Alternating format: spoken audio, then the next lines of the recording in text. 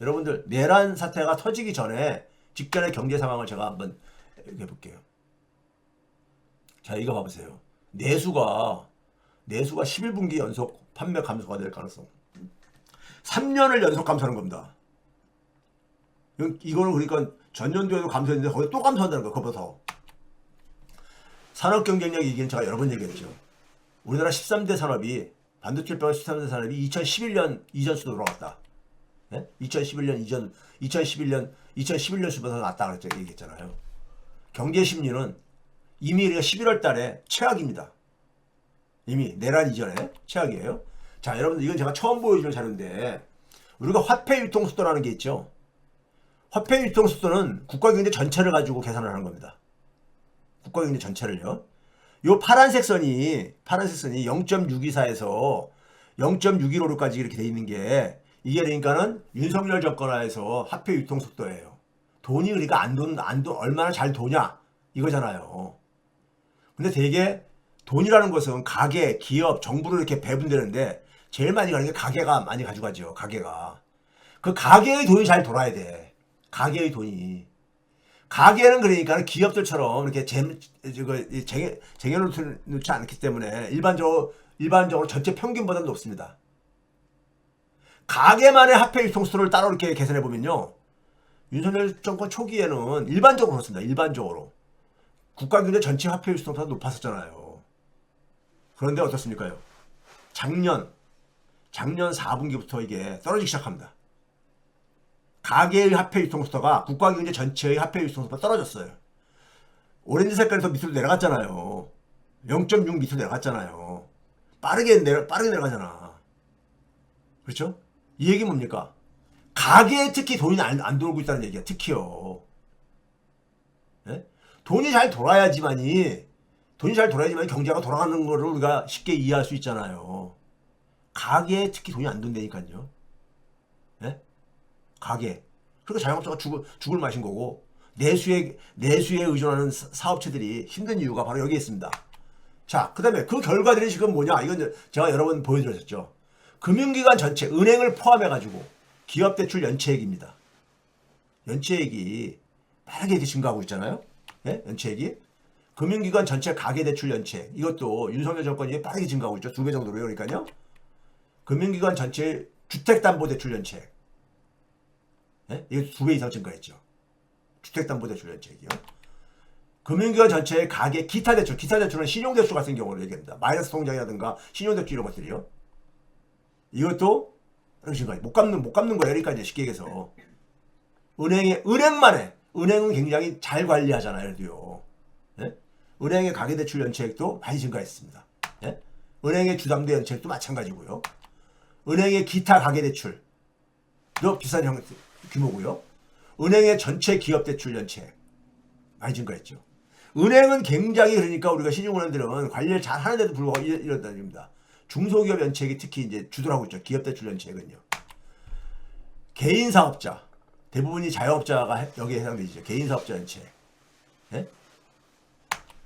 자, 그다음에 우리가 부동산 관련해서 PF 대출 부실의 규모가 작년 말 12월 말에 작년 말에 9조 3천억 원이었습니다.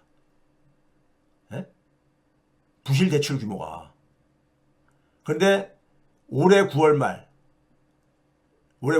3분기 말이죠.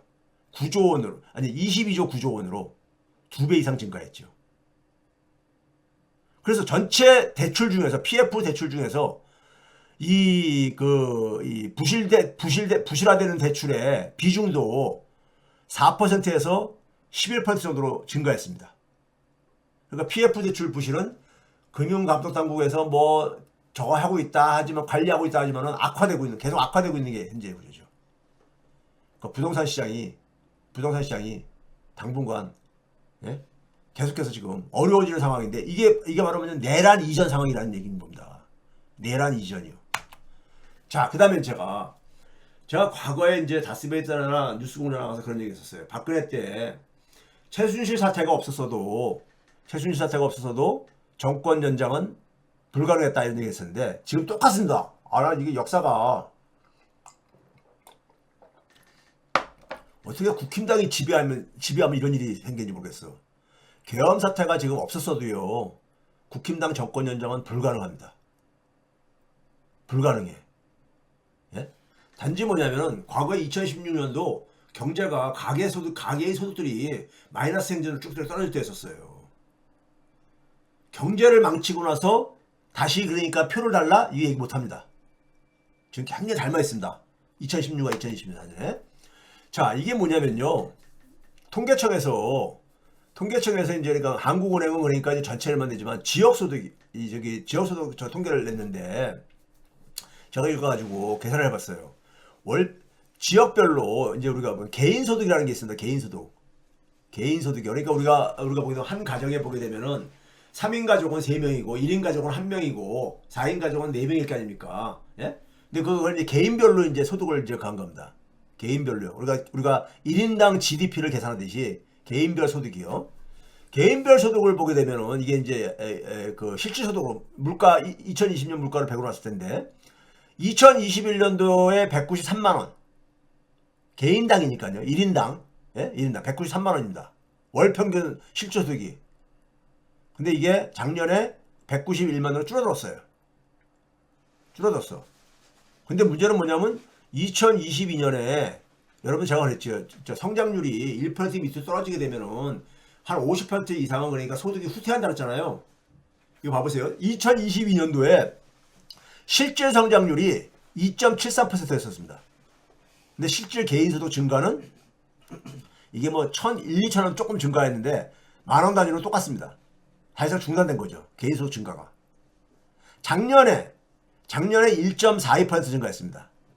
성장률이 실질 성장률이요. 1.4% 정도예요. 그런데 오히려 후퇴했잖아. 개인소득은요. 평균 실질소득은요. 여러분 이거 아셔야 돼. 지금 1, 2%에서도 평균 개인소득은 감소한다 이거예요. 자, 이거 봐보세요. 작년도에 지역별로 그러니까 이거는 물가를 고려 안 한 겁니다. 앞에 건 물가를 고려해서 계산한 거지만 이건 월평균 개인 그냥 소득이요. 평상시에 받는 소득이요. 한번 자기 집안들 한번 생각을 해보세요. 가족들과 더불어 가지고 서울이 개인당 소득이 245만 원. 물가를 고려하지 않은 거. 월평균 소득이요. 작년에. 그랬다는 얘기예요. 통계청에서 이제 이게 지역별 개인 소득을 내보니까, 예? 전국 평균이 213만 원. 파란색으로, 하늘색으로 된 게 213만 원입니다. 전국 평균이요. 예? 제가 빨간색으로 한 게 이제 제가 부산을 많이, 오늘 조금 언급할 거기 때문에 200만 원입니다. 대구가 198만 원. 저 맨 밑에는 190만 원으로 경남이 190만 원. 예? 이게 지역별로 물가를 고려하지 않은 1인당 그러니까 1인당 소득이에요. 그러니까 우리가 한 나라의 그러니까 전체 소득은요. 개인들만으로 분배가 안 되죠. 기업들이 가져가는 것도 있잖아요. 기업 소득도요. 정부 소득도 있고. 그렇죠? 그렇게 돼야 되는데 개인 소득을 1인당으로 이제 그러니까 우리가 구한 겁니다. 그러니까 전국 평균으로 보게 되면 3인당으로 하게 되면 600만 원이 좀 넘는 거야. 3인 가족으로 하게 되면요. 예? 자, 그 다음에 이제 지난 17년간 통계청에서 통계를 낸 게 2006년도부터 통계를 냈기 때문에 17년간 물가를 고려하지 않은 개인소득의 증가를 보게 되면요. 재밌습니다. 예? 연평균 개인소득 증가액이 연 1년에 그러니까는 얼마씩 증가했느냐? 지난 17년간 대전이 한 90만원, 전국 평균이 한 82만원, 부산이 한 77만원 정도, 예? 이렇게 되고, 경남이 71만원, 이걸 월 평균으로 보게 되면 한 6만원에서 7만 5천원 정도, 많은 데는 이 정도 증가한 거예요. 그러니까 개인소득이 별로 안 증가한 거예요. 안 증가해요. 안 증가합니다. 경제 성장률보다 적게 증가해요. 적게 증가한다고 여러분들.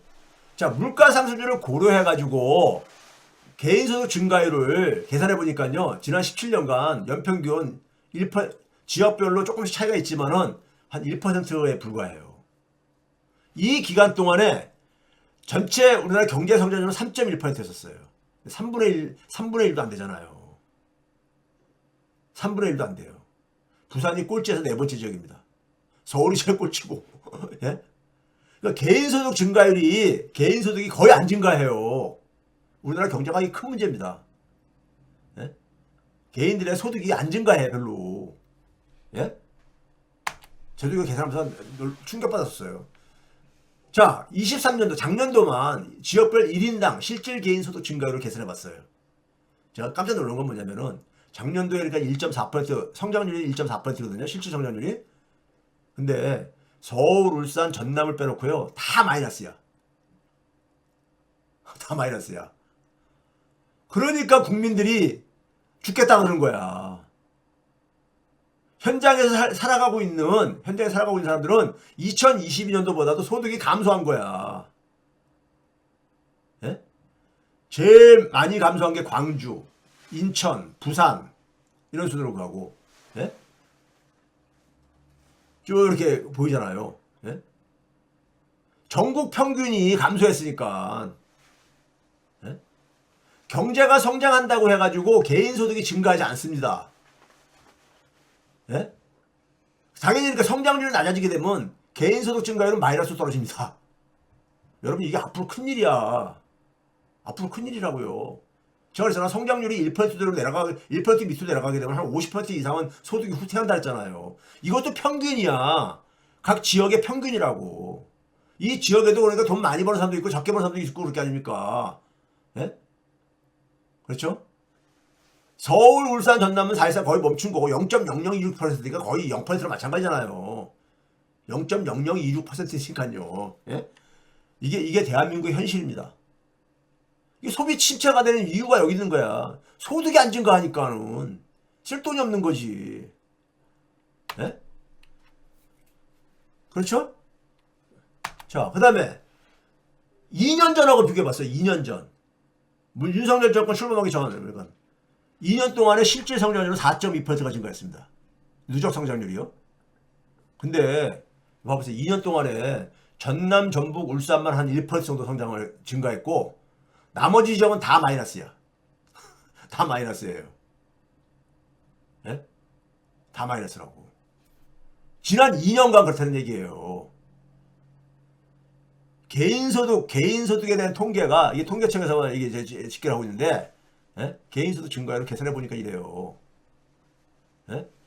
여러분들이 지난 2년 동안 굉장히 힘들었던 게 통계 수치로 확인되잖아. 그럼 앞으로 성장률은 더 떨어질 텐데 계엄이 이게 아니 지금 계엄이에요. 지금 이 탄핵이 이게 지속되고 그러면 정치 리스크는 계속해서 지속되는 거고 경제는 이제 그러니까 제가 그랬잖아요. 기둥이 한두 개뿐이 안 남았다고. 예?